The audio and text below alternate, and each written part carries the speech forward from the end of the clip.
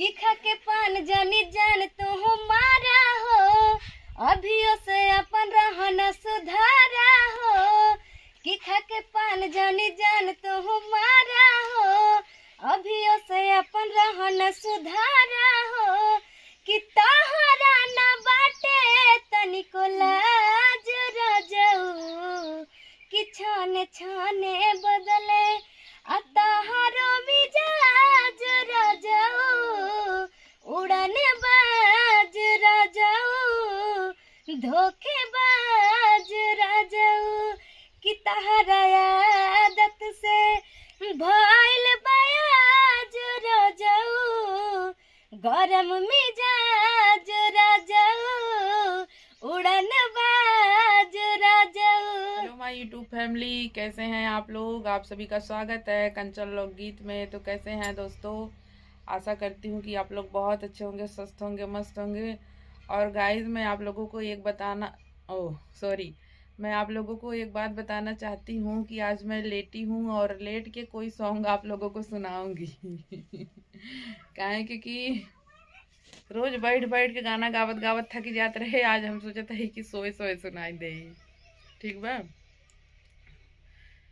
लाली पलंग जालीदार तकिया ए जी, लाली पलंग जालीदार तकिया, तनी करवट लैला बाला मुँह हमारे ओरिया, तनी करवट लैला बाला मुँह हमारे ओरिया।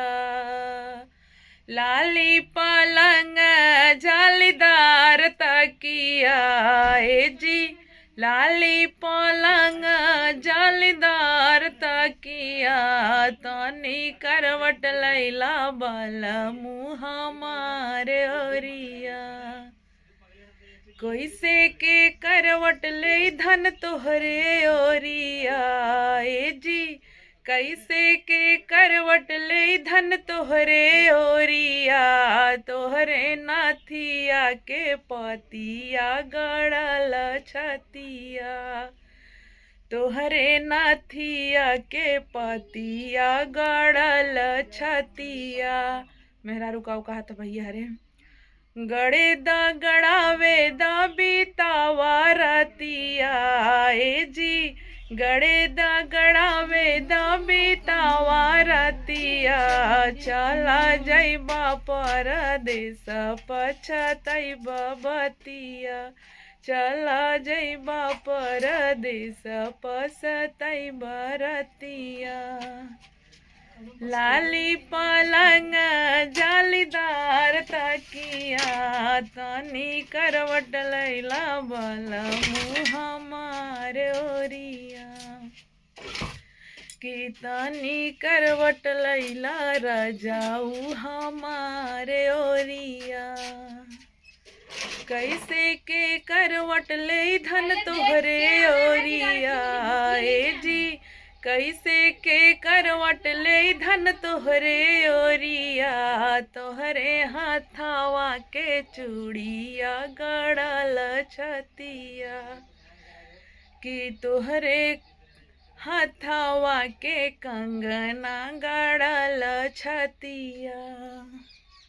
गड़े दा गड़ावे दा बेतावा रतिया ए जी, गड़े दा गड़ावे दा बेतावा रतिया, चला जइबा परदेस पछतइबा रतिया, चला जइबा परदेस पछतइबा रतिया।